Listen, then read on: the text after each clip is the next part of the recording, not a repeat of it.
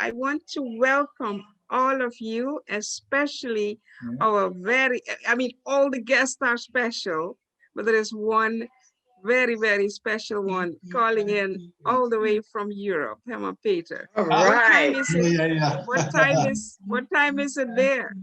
It's 7 p.m. All Oh, right. okay, not too bad. Right. It is No, it's perfect. very special to have you on this call. I Thanks appreciate it. for the invitation. Thank you. Yeah. So what we're going to do, I believe we will have to get started. So I want to encourage you to participate in the discussion, learn and teach, because the event, uh, what we're going to talk about is critically important for, with as a backdrop where we come from. I have a belief that if as people if we don't know where we come from, so we want to charter a way forward into the future for generations to come. And that is why I think this discussion is so important. And so with this, so my name is Margriet Rensch, in case I haven't met some of you. I want to give the word to Asale, our co-host. Asale is a historian and the co-founder of Grandmothers Who Help. We have been collaborating and doing things and discussing doing things in the community for a very long time. And we are there. So Asale, I will give the meeting to you. Well, thank you. Thank you. So what I would like to do, if it's okay, is those that are on, Margriet has introduced herself. And Brother Herman, would you introduce yourself and tell us a little bit about you? Okay. Oh, yeah. Thanks again for the invitation. I'm a cousin of Tante Margriet, and her elder brother is my dad. All right. Yes, and the topic interests me a lot. I must admit I had to Google it, but it's worth the celebration, of course, the end of slavery. And I'm actually curious, and this is a good opportunity to see all of you. Thank you. And I'm Dutch. Okay. And you're from Suriname as well? Yeah, I grew up in Suriname, but originally I'm from here, actually, where I live now. I was born in Holland, but we moved to Suriname at a young age. And I grew up there, and at the end of my youth, we returned to Holland. So I've been back to Holland for like 30 some years now. Yeah. All right. Thank you. Thank you, Emma Peter. I'm Asale Kimata. I'm the founder and president of Grandmothers Who Help, and we produce Black history exhibits from antiquity to present time. And when I spoke with Margriet, I thought it was just a wonderful idea to do a informal discussion on. And so what I wanted to do to start off, because a lot of people,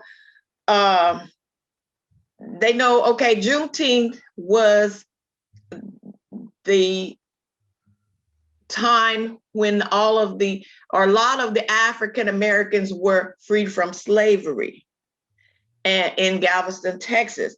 But one thing that I thought would be important to give a little background to the Emancipation Proclamation and the General Order number 3 was when Abraham Lincoln in September 22nd, 1863, issued the first proclamation. And he said that if the Union didn't come back together and stop fighting, he was going to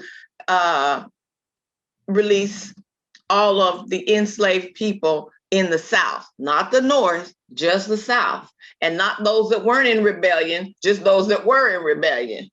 However, those 12,000 soldiers that. I'm here now. Thank you. All right, welcome. Thank you. Hi. Hi. Woo. I'll try to remember what I did.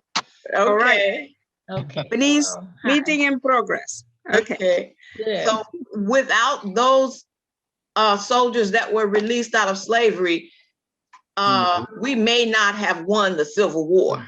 So it's very important to know that. And on January, he said on September 22nd, if they had not done this by the last day of January, he would release the enslaved people from the South. And so he did that. And they joined us, the army, and they began to fight. And you know what? I'm so sorry. That brings me right back to today. Let me first thank you guys for being here again, but also to commemorate the African Americans who created Memorial Day, keeping in mind that today is Memorial Day.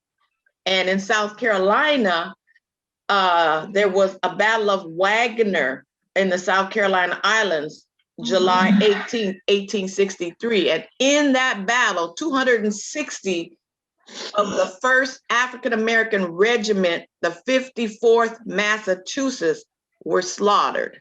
And they were slaughtered because they couldn't get any backup from the other white regiments that was right there. So they were killed, they were placed in a mass grave along with their Colonel Robert Gould Shaw, and buried. And the people of South Carolina, they took offense to that. They dug the soldiers up and they gave them a proper burial. They called that Decoration Day, which today is known as Memorial Day. But let it be known that African Americans created this day to mourn their loss in the Battle of Wagner in Morris Island, South Carolina. So because of those soldiers, because of their heroism and their bravery, we won the Civil War. And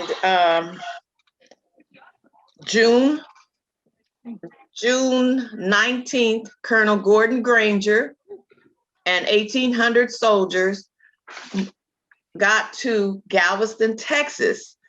And by the way, at the end of the war, the plantation owners were moving their enslaved people from Mississippi, Louisiana, all to Texas, trying to get away from the Union soldiers, because they still didn't want to give up. They didn't want to give us up. And so 2 years after the Emancipation Proclamation had been ordered, General Gordon Granger wrote what was known as the General Order Number 3. And General Order Number 3 was the law that supported the Emancipation Proclamation. President Lincoln wrote the Emancipation Proclamation, but you have to have a law to enforce that.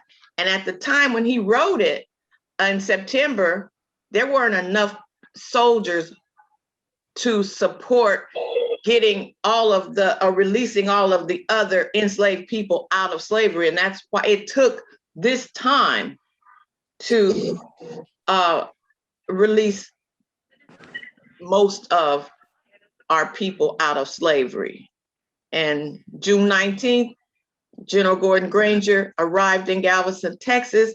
He wrote General Order Number 3, and he went through the city of Galveston, Texas, and told all of the people what this proclamation meant. At that time, the plantation owners still weren't letting the people go. The Black people tried to get out by swimming across the river, and they shot them dead in the ocean. They hung them on trees. They did everything that they could do to keep us from getting out of slavery 2.5 years after the Emancipation Proclamation had been signed. So we have a lot to thank our elders for. We have a lot that we have accomplished, and we have a lot more that we have to accomplish, because even with the proclamation, even with the 13th, 14th, and 15th Amendment, we're still not being treated equally and fairly, but we haven't stopped and we haven't given up. So with that being said, what about this statement? Didn't you know? And do you think that children should be taught this in school? And this is the first of two, maybe two more questions. So I would like to open the floor. Brother Herman Peters, as I can. You say children being taught in school, right? Yes, ma'am. That's a whole different movement, trying to get the truth and things actually into the school system. In the meantime, it needs to be taught at home. Yes, I agree. I agree. Instead of depending on the schools. I mean, why would they necessarily do that? I don't know the steps people have to go through to force that agenda, but I don't think it's anything that'll happen too quickly. You know? Okay, I hear you. I appreciate that. And just to make a comment on that, it really, really high. It really, really needs to be taught at home first. Right. And that's one of the reasons why we have informal discussions such as this, so that we can reiterate to parents that this needs to be taught at home first. And it also needs to be taught in the schools. One of the things that have kept our history in the dark was because people were afraid, and particularly people of non-color were afraid that if the information got out, it would be harmful to them. So that's why they tried to destroy school books, destroy our history, not let it be told. But there's a big conversation going on right now, thanks to George Floyd and all those that came before him, that this information has to be in schools, and it has to be in schools accurately. Mm-hmm. Okay. I would like to say something and indeed encourage the conversation, because as you said, and thank you, Asali, this was a very good presentation. The thing is, there are different medias, there are different ways to get the information into homes, to the children, to the people who need this information. So, because if you look at it, Benice, you talked about pushing the agenda, but I'll tell you, when the government, when the states felt like sex education needed to be in the schools, did it happen? I mean, whether you know it or not, your children and grandchildren are getting educated in that area. Other education is being spread, so there need to be a way to integrate it, whether it is through after-school programs or, so there are different ways it can be integrated and taught. Maybe not necessarily in the school system initially, but I'll tell you, if we survive slavery, we can survive anything. So Yes. This can happen. Yes. Anybody have any other questions? Personally, I feel the education is valuable, but in terms of we'd also need to make it clear to the youths and then those that are being educated what the value of knowing about this is. Yes. And that's not so simple, I think. Okay.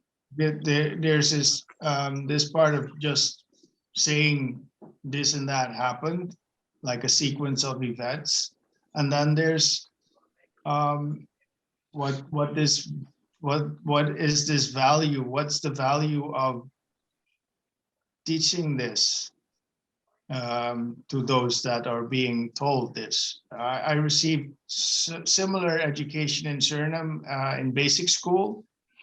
And what I remember distinctly are actually horrible pictures pertaining to the Bony Wars that also led to the end of slavery. And I had issues with finding the value in being taught that history, and to take it away from the horrible part. I had to do that myself, and that was my feeling. And that's very valid. That is very valid. Yeah. And if I may, I think that there are so many horrible parts that happen to people during slavery. But however, even during the Civil War, there are horrible things that happen.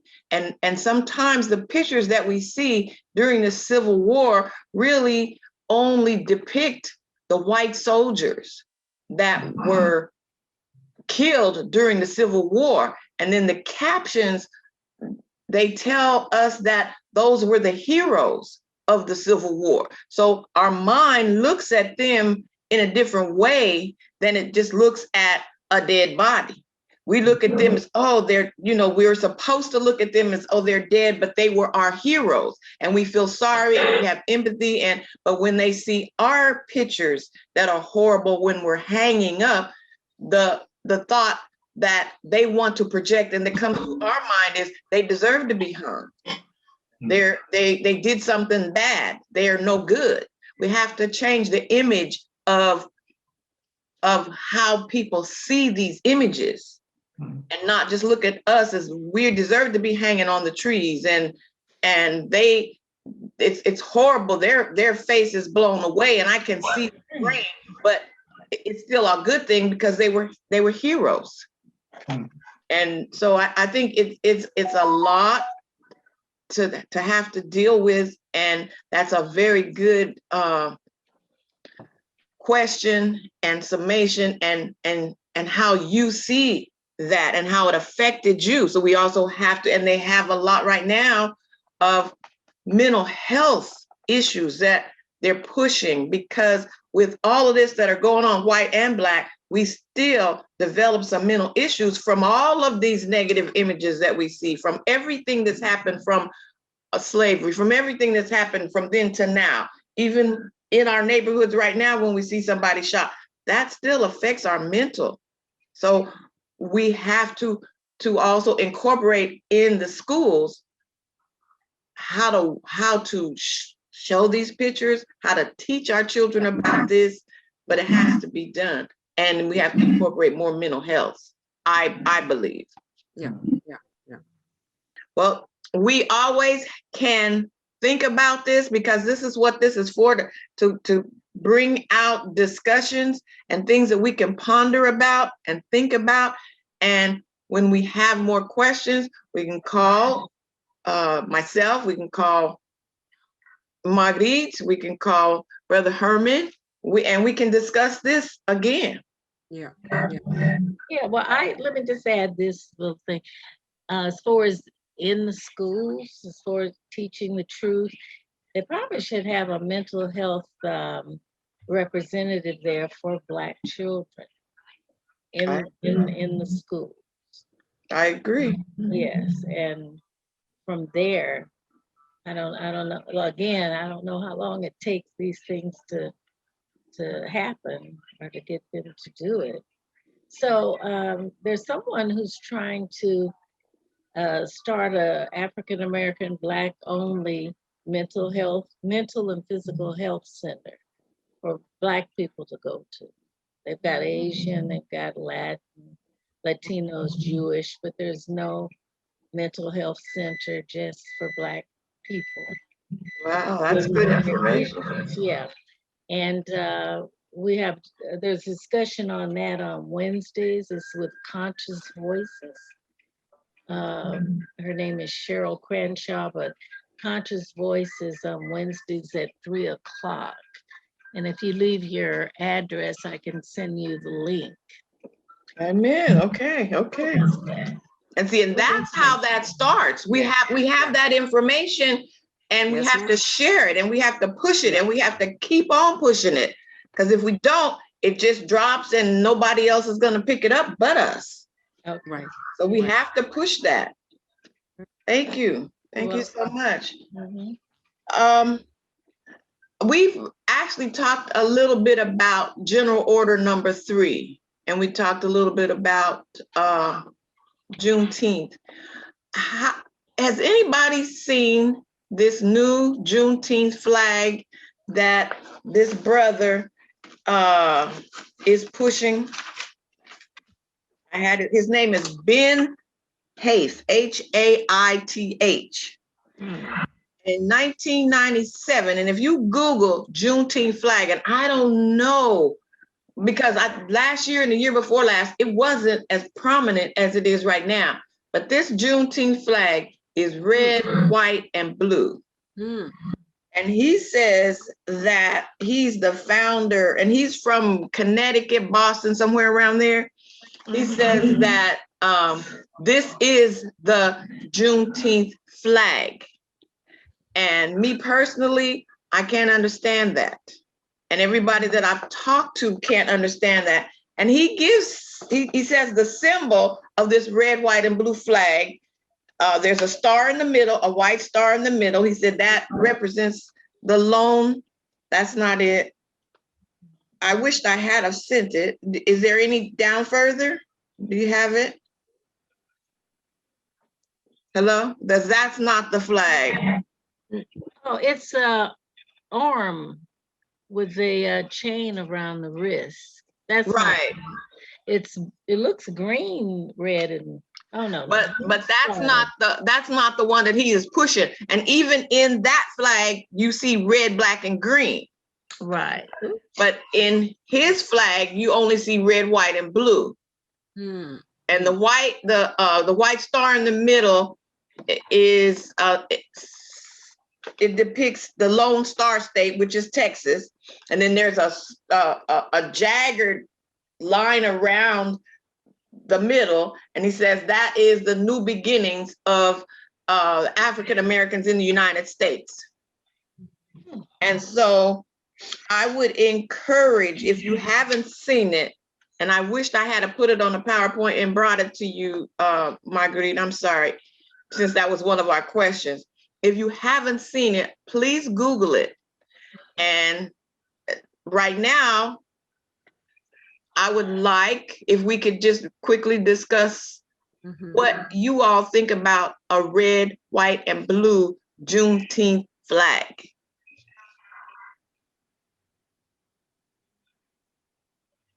I can say something. The first thing I believe needs to happen is since there is an existing flag, which is green, red, and black, I think. There it is. Yeah. Yeah. Okay. So, but then maybe have a discussion with him, like we are having a discussion now with the founder, the person who designed this flag, maybe, and have a discussion with him. So, what is it? What is the agenda? What are you trying to do in this case? So we all understand. I haven't found information about that flag and what he's trying to do. And then maybe together with him or with other groups, making sure that his intents come out, and also making sure other people understand where the rest of us stand, because he may have a whole different philosophy, try to come up with a agenda, quote unquote, that not all of us can embrace. But as I mentioned to you, there's not much online. There's not much on YouTube. There's not much. I mean, the internet is so vast. There's so much room for information. So we can find out about his philosophy, but maybe also take it upon ourselves to put out information, the right information that we all embrace, and take it from there. That would be my approach. So meaning, instead of saying, if we don't know what his background, what his philosophy is, what he wants to do, find out and then put out information to counter if we don't agree. Yeah, I agree with that. I think that's a good move. And I think because he started this flag in 1997, my question is, did he do any of this around Marcus Garvey in 1921, who created the first Juneteenth flag, or the Pan-African flag that we use in Juneteenth to represent the African-American diaspora?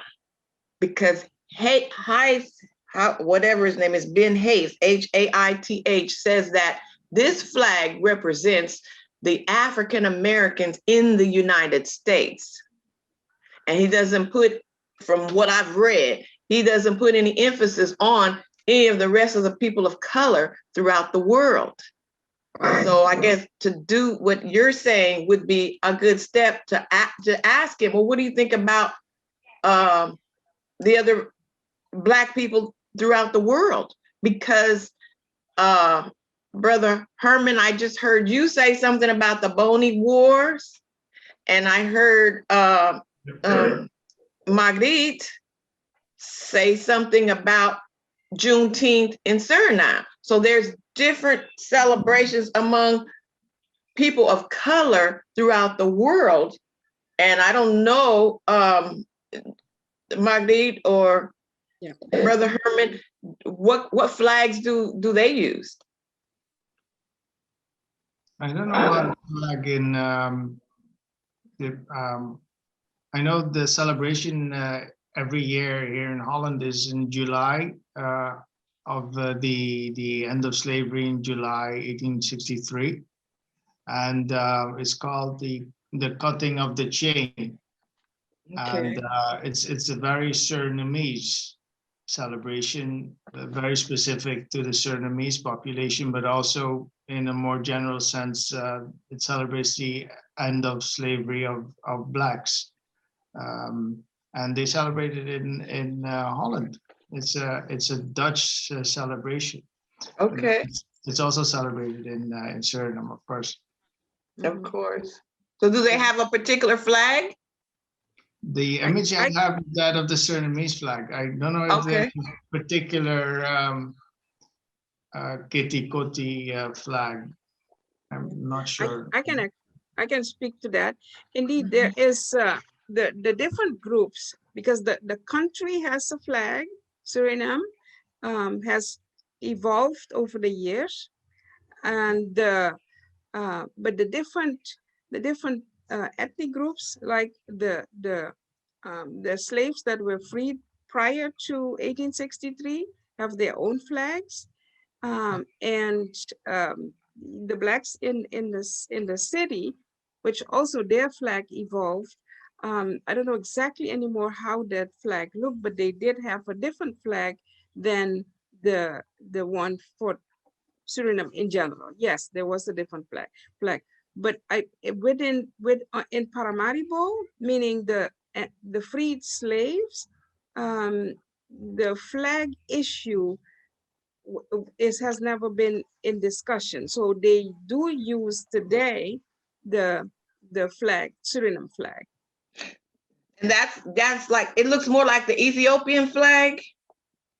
It's green and yellow and red, I think. Yeah. Yeah, with the star, in the middle. Yes.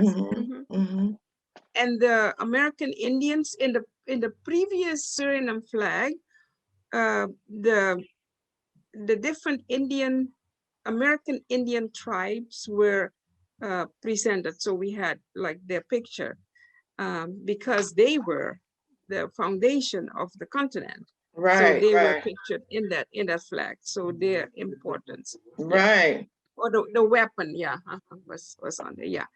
But Right. the flag is now indeed red, red, blue, green with a star in the middle. Yes, ma'am.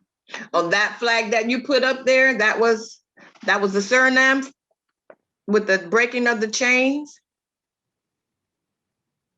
The one that had the arm and the chain. Was that That it? is, I haven't I think seen that it. was a Juneteenth flag. That, yeah, that is the break of the chain, to translate it literally. No, that is not the Suriname flag. Okay. No, no. Yeah. But So indeed, that's how we that one, depict. yeah. Yeah, that's how the end of slavery is depicted. And there are actually in the capital, I don't think they removed them because I haven't been there in quite some time. There are, you know, you can see samples of what happened. Hoe noem je borstbeelden? Hoe noem je standbeelden? What is standbeeld in it? Statue. Statute of the fighters, like Boni is one of the people that fought to end slavery, and Jolicoeur and all these people. So there are statutes of them in Paramaribo. So they are definitely being honored. Yes. Right, right. And Kwaku, yeah.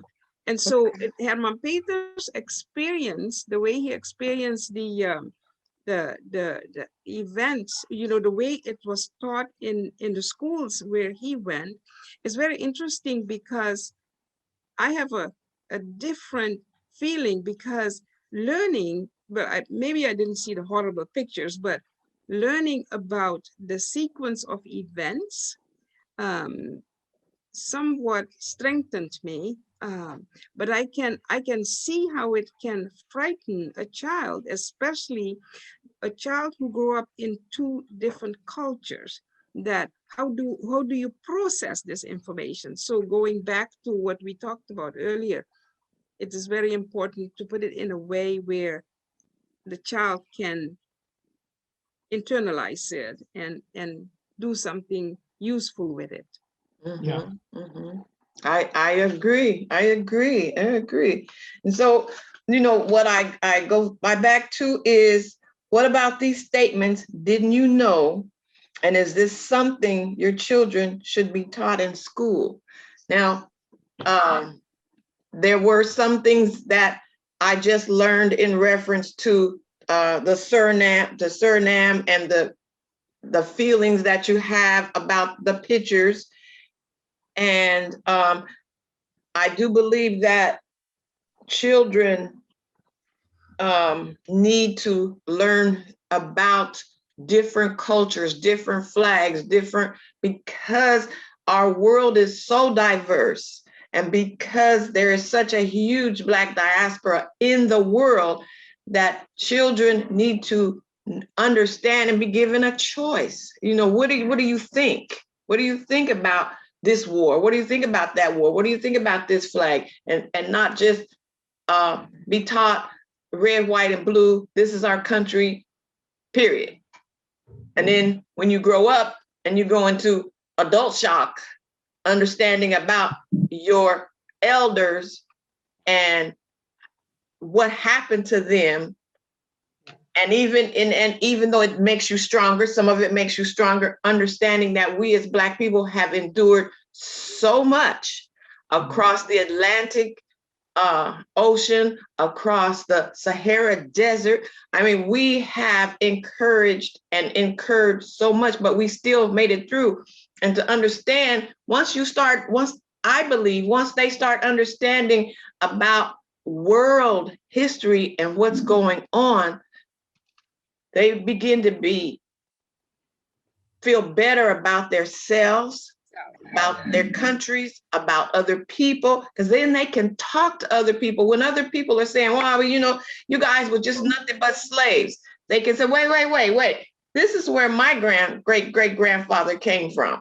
And they can say, we came from great kings and queens based on reality, not based on something they heard. Well, I heard that somebody told me that I was from great kings and queens, but actually start to study and start to understand and start to trace it back and to understand the contributions that people of color have made to these United States and around the world that would give them a better self-image and confidence and pride, so that when you say your child is from Africa, they don't back up and say, no, I'm not from Africa. Say, yes, I am from Africa. These are who my elders are, my great-great-grandparents are. Yeah. Miss Booker, yes. No, I didn't, but Oh, okay. I just I see you. heard a bell ring and Somebody came in. Oh, Ronald Pernell. Okay, hi. I had him in over here anyway. Oh, Oh, he's not, oh, you're muted again. No, I'm still here. I didn't okay. move. Well, does anybody have anything else that they'd like to say in reference to the flag or? Yeah, the world history is, I mean, it's something I want to start learning more about. Because when you understand that and how each stage happened, people came here, came there, then you can also understand the political aspects that came Yes. in this country and why that is the way it is. It opens up a whole freedom, so Yes. then you're better able to know how to fix it or what role you would play. Yes, exactly. Yes, Exactly. world history. Amen. Thank you. Pernell, you want to chime in on something? No. Okay. Brother Herman? Yes, well, I was thinking that these topics are also an excuse to include people and have a common thing that connects each other to each other and Yes.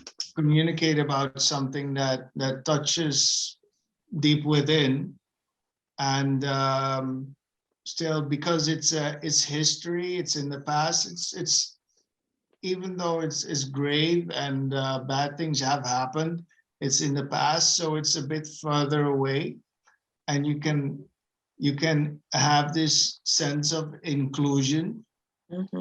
And like what you do, stimulate people to express their feelings and think about something that maybe they've not thought about as much, but that's still very much part of their current situation.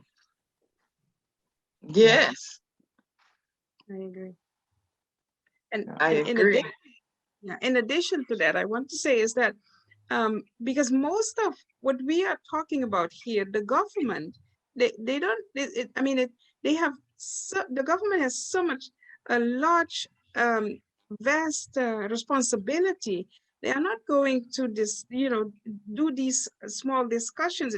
It has to come from us. It has to come from the people, and indeed integrate the groups and have a larger discussion at some point. It starts with smaller groups, and then it goes to the larger discussion with other people, so we can understand one another, know where we are coming from, and that's true. That's true. Thank you, Emma. Thank you. Yes. Anyone else at this point, on this point? Okay, sorry, Esther. That's okay.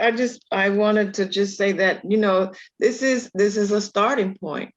And I am just so adamant about history and about learning that I just think it's so important that you teach your children, that you pass down this history and that they understand. I think one of the things that really, really excited me about history, it all excites me, but just to learn about medicine, about the the plants that were brought from across the Atlantic Ocean to the United States that funds the pharmaceutical companies who are millions and billionaires, quadrillionaires today, started from plants that we brought over here. And that's just amazing. And that's just an inkling, just one tiny bit of what we as a people, as a Black people, have brought to this world that our children need to know. They need to hear. The more they hear, the more they know, the more, as Mother Booker brought up, was that it opens up to them so many possibilities. But if they don't hear it, if it's not in their mind's eye, where they get the possibilities from?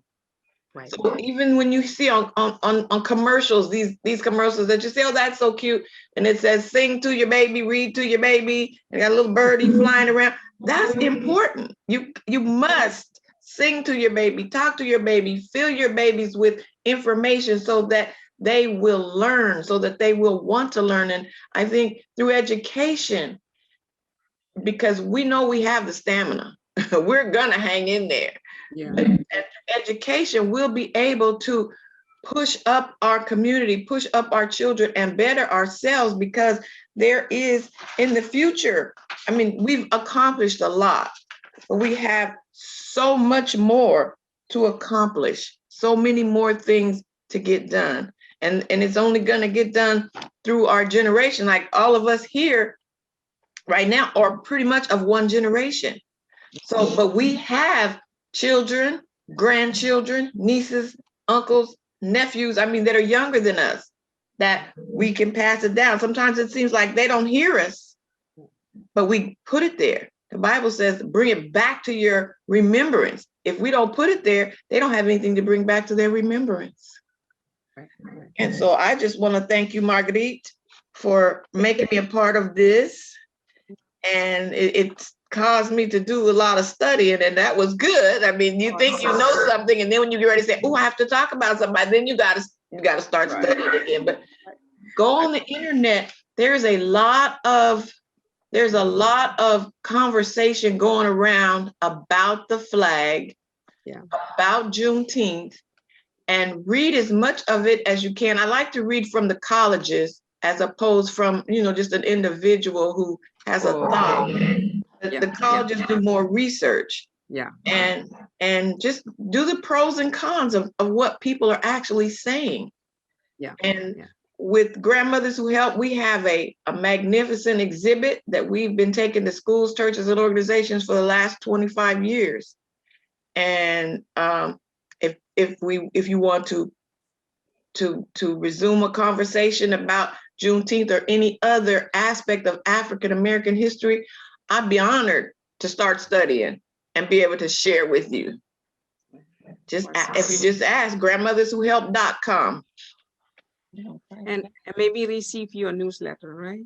And receive our newsletter, yes. We have a really nice newsletter that we just sent out that talked about the African Americans who created Memorial Day.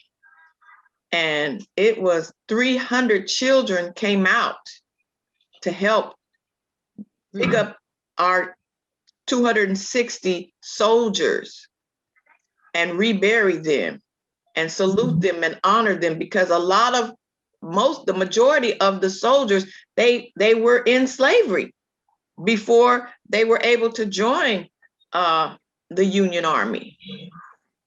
And they were treated badly in the Union Army.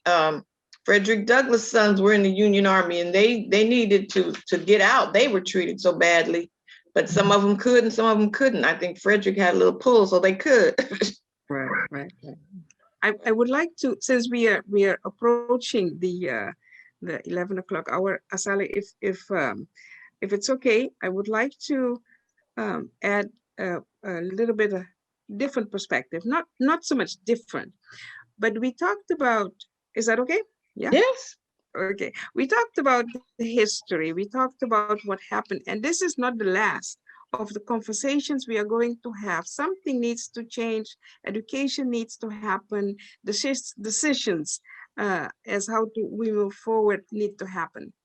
I wonder though, should we only stick with what happened in the past, or look at also how do we move forward, look at what opportunities are out there for us, and have a discussion on that. We don't throw away the history, for sure we don't, because that is the foundation. But where are we today? And what is happening tomorrow? Do we, in terms of habits we developed because of uh, the way we were treated, and what we lacked in education, and what we got with us. So some of them are myths, and some of them are half truths and stuff like that. Where do we go from here? One of the things I want to encourage people to do is, because we live in a capitalistic world, communism is gone. And then you may wonder, well, what does that have to do with the history, Juneteenth? A lot, because I think that understanding how the um, money works is very important, because we have to sustain ourselves and we have to sustain our families. Um, how do we eat? What is the best way to eat? Because we came out of slavery and all that, with some maybe eating habits that may not fit the time today. And also, you know, what opportunities are out there in terms of um, starting how you call it, businesses and activities that can sustain and create a good foundation for generations to come. Because in order to be to assimilate, it takes, maybe not money to assimilate, but um, in order to be a viable member of society, people look at you more, in an acceptable way if you contribute, or you understand the finances. You may not be rich, but you understand what to do, what decisions to make, how to spend your money. Because as a people, we spend a lot of money. We help the economy thrive, but our households don't thrive. Too many of us uh, retire, the kids can't go to college, and we retire in dire situation. You guys may agree with me. And so what we are trying to do is the next, around Juneteenth, also like the 17th, the 18th and the 19th, we are planning a summit where we will have also incredible speakers. We will have a speaker to talk about nutrition, about food and health. How do you take care of yourself? We will have a speaker about, and that is Joyce Bond, and a very experienced investment professional. We'll talk about that. And then we'll talk about business building and sustainability in that regard. How do you look at business? Is business just being by yourself and work till you drop dead? Or what are other ways to, and what books can people read? Like there is this book, How Money Works for, no, it is the E-Myth. It's not an E-Myth, the Black Choice. Um, I forgot the name of the book, but Think and Grow Rich, the Black Choice, where throughout history, there is listed how Black people have made it in business, what they did. So a lot of teachings in that arena is available also. So what we're trying to do here is where we come from, where we are today, and where do we go from here. So we can change the trajectory, we can change where we are. So I want to invite all of you, and I want to ask you to invite people for those days that I just mentioned. We will have Summit, and I hope you guys can participate and invite everybody, young and old, to come. So, yeah, that would be my contribution. Okay, I just want to quickly piggyback on what you said. I just read in a book, and I have a list of books. If anybody wants to email me, I'll give you the list of books because I can't remember who said what. But at the end of slavery, many of the slaves were actually able to purchase houses, equipment, land, and those are the ones that started communities like Black Wall Street. Yeah. But because they had some knowledge of what money could do for them and how money could work for them. And so finance building is very, very important. If those people then did not have some kind of inclination, maybe they got it from listening to whoever they were serving dinner that night, but they got it. And they started saving their money and they were able to build communities. So finance building and money is utmost important so that we can grow our own communities. I'm not saying just divide all the way, but be able to grow up, be able to have that voice. Well, my vote is this, or my vote is that, or my money is going here. Let's put our money there. So very important. Yeah. Thank you. Yeah, what may I say, a few books that I've started reading, Dr. Claude Anderson, Powernomics is one of them, the National Plan to Empower Black America. And he goes way back working in the political arena. And then he has a couple I call Dirty Little Secrets about Black history, its heroes and other troublemakers. But he actually has 5 books. One of them is Black Labor, White Wealth, or the opposite. And he have you heard That's of what that? it is. Yeah. And he shows, I haven't read it, but I hear him on YouTube a lot, where he talks about how we have not been able to invest and to build and have, and how the system has been set up to not allow that to happen with Black people. It's like a built-in system. And you have to know how to go around that as far as being able to have a say-so over how your money stabilizes and grows. Right. I think that's the most important thing actually, is getting your finances together. Oh yeah, very, very, very. And that is also something we need to start teaching our children. That needs to be taught in the schools as well. Yeah. Or as I say, create our own school before they go to school. So that definitely, yes, 100%. So that they'll be able to know what to question.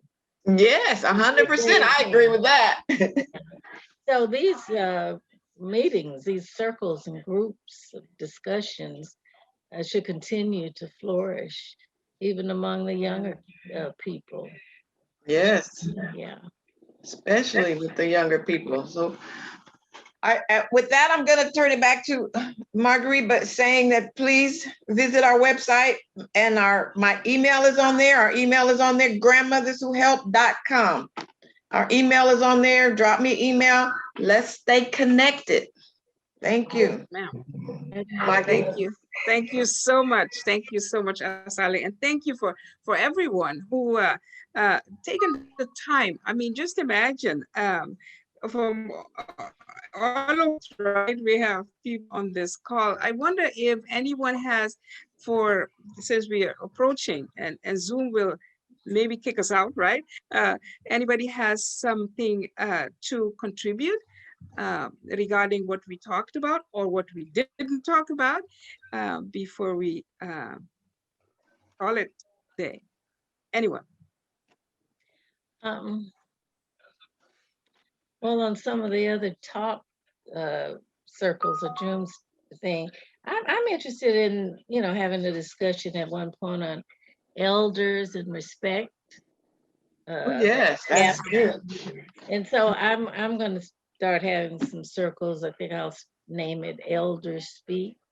Okay. Get perspective of what it is that elders are able to connect with the youth, and to not just, oh well, I'm this age or whatever, automatically respect me, but there is knowledge and information in Right. people who've been here longer, Yes. older Agree. people.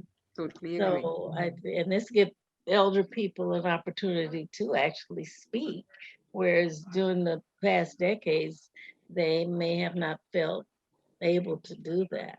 Right. So Rely on Sankofa. Sankofa. Yeah, what is that? That is look back, reach forward. Or Yes, yes. Yeah, I remember that. Okay, yeah, grab it, fetch it, and teach it right. from us elders. Look back to us elders. Exactly. Right, Yeah. right, yeah.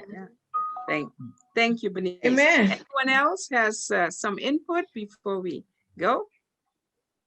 All right, this was an awesome presentation. As we said, this is the beginning of something that will help us all grow. And so I thank you. Thank you all. Have a wonderful day. Thank you for contributing. And we'll talk soon. Thank you. Herman, let's stay in contact, okay? Yes. If you go on my website, we're info at grandmotherswhohelp.com. That's our email.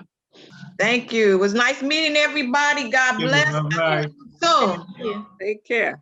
take care. Bye. Mr. Okay, bye-bye. Bye-bye. Bye.